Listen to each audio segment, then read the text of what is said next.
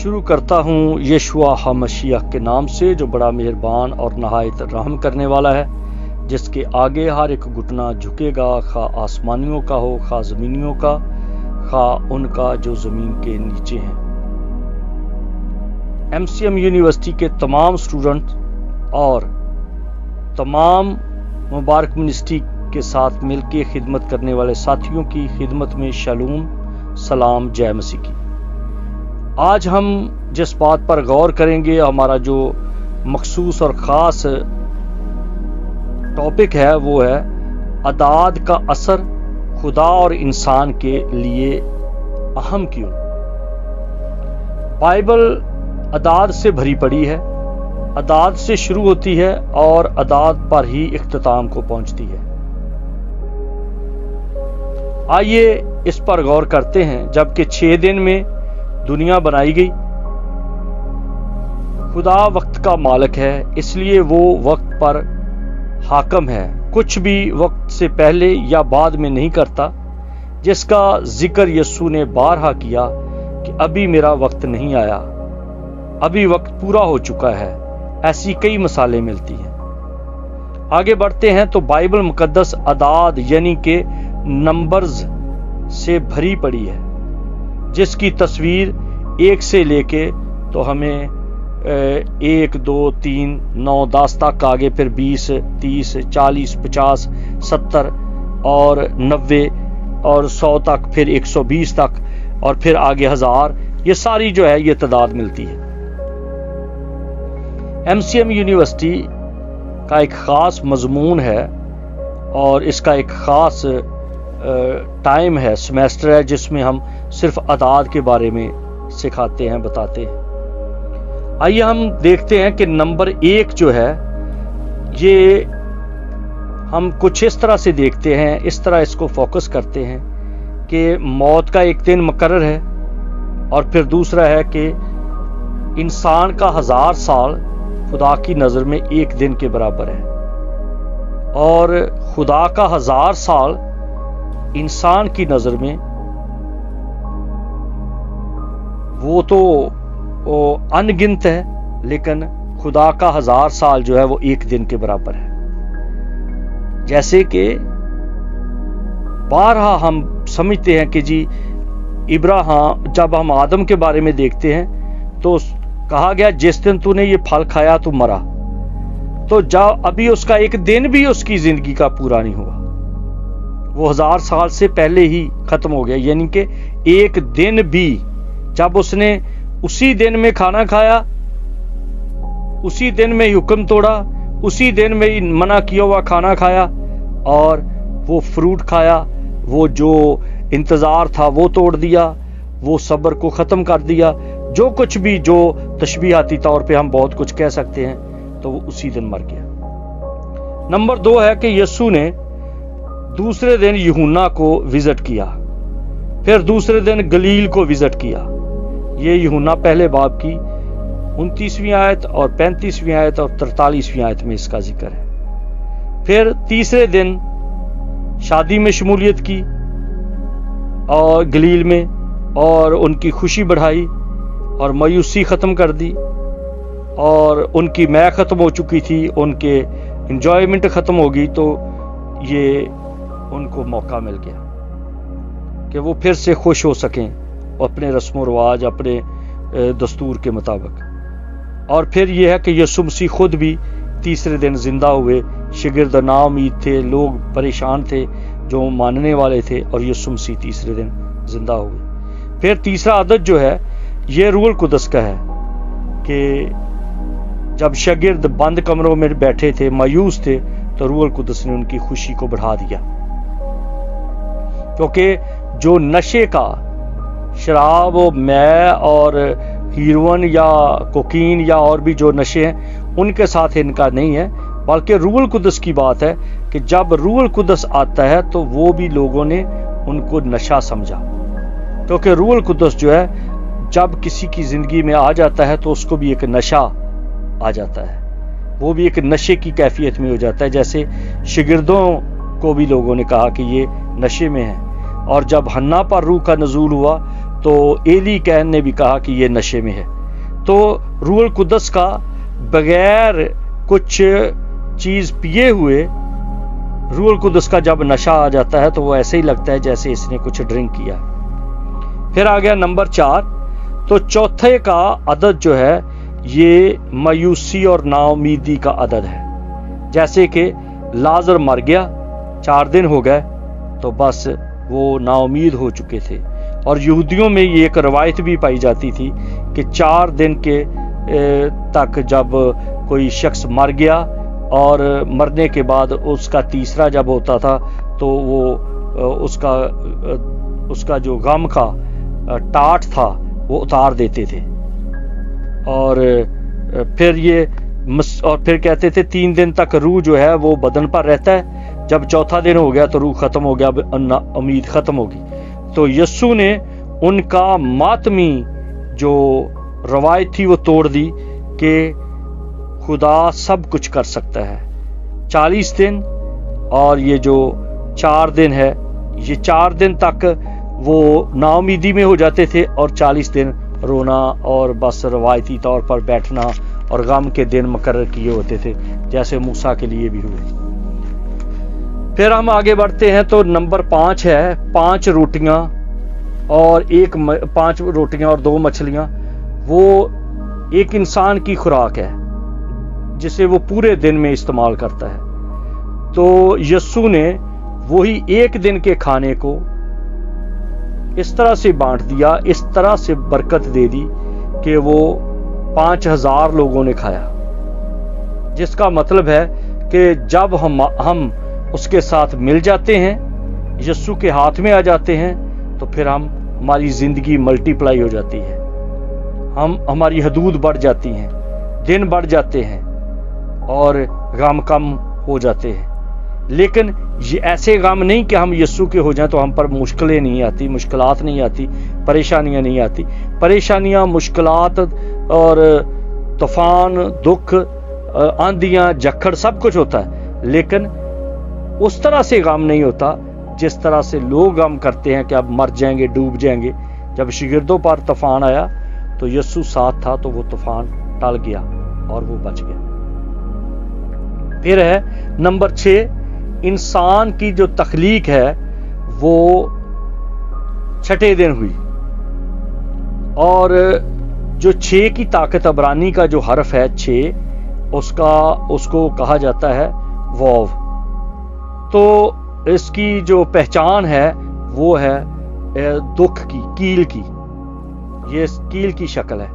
تو ایوب کہتا ہے کہ انسان دکھوں سے بھرا ہے.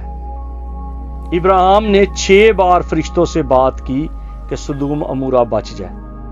تو اس سے پتہ چلتا ہے کہ یہ 6 کا عدد جو ہے یہ تکلیف دہ ہے، دکھ والا ہے. اور اگر وہ دکھ میں ہے تو تب ہی تو اس کو 7واں دے دیا گیا کہ سکون کرے، انسان آرام کرے، آرام میں رہے. اسی لیے بائبل مقدس میں ان تمام حروف کا اور جو خاص طور پہ جو حرف جو عدد 7 ہے اس کا 600 بار بلکہ 600 سے بھی زیادہ ذکر آیا ہے کہ 7 کا عدد جو بار بار استعمال کیا گیا خدا نے اس کو استعمال کیا. جیسے کہ خدا نے 7ویں دن آرام دیا، پھر یعقوب نے 7 سال مزدوری کی، یوسف نے 7 سال برکت کی، جو برکت کو محفوظ رکھا اور اس اپنے عزم کو پورا کرنے کے لیے دکھوں میں سے گزرا. پھر نمان کوڑی تھا، اس نے دریائے یردن میں 7 ڈبکیاں لیں اور وہ کلین ہو گیا. پھر 7 کلیسیاں، پھر 7 کٹورے، پھر 7 مہریں، 7 نرسنگے، خداوند کی 7 روحیں، 7 ستارے، 7 آنکھیں، 7 حیوان کے سر. پھر 7ویں دن کا آرام جو ہے وہ سبت کہلاتا ہے. 7واں سال امن کا سال ہے. 1000 سال کی بادشاہی روحانی بادشاہی نہیں بلکہ یہ بدنی جسم میں بادشاہی ہوگی، جس کا ذکر مکاشفہ میں لکھا ہے 20ویں باب کی 1-2 آیت میں. ایماندار جو ہیں وہ یسوع کے ساتھ بادشاہی کریں گے. لیکن یاد رکھیں کہ یہودیوں میں اور بائبل میں دن کا آغاز شام سے شروع ہوتا ہے. یعنی کہ شام ہوئی، صبح ہوئی، سو پہلا دن ہوا.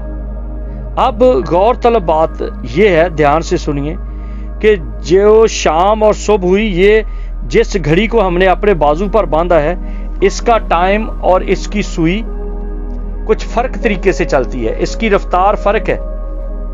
اور جو خدا کا ٹائم اور خدا کی گھڑی ہے وہ فرق طریقے سے ہے. اس کی رفتار کو آپ دیکھنا چاہتے ہیں تو دیکھیں کہ خدا کا ٹائم سورج کے طلوع یا غروب سے سیٹ کیا گیا ہے. سورج غروب ہوتا ہے تو اگلے دن کا آغاز ہو جاتا ہے. مطلب ہم گھڑی پر دھیان دے کر چل رہے ہیں، جبکہ خدا اپنے حساب سے 7واں دن شروع کر لیتا ہے. کسی کو گمان بھی نہیں ہوگا کہ ابن آدم آ جائے گا.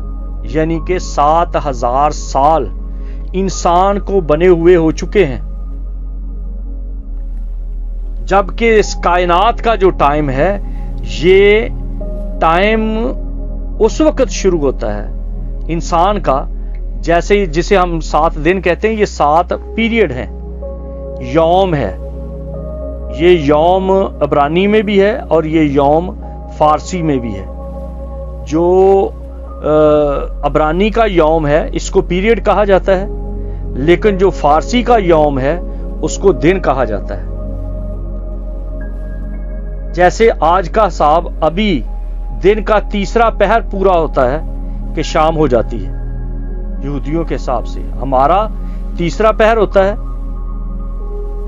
اور ان کا اگلا دن شروع ہو جاتا ہے. یعنی کہ ہم شام کے ہونے سے 3 گھنٹے ابھی باقی ہوتے ہیں تو ہمارا دن شروع ہو جاتا ہے یہودیوں کے حساب سے.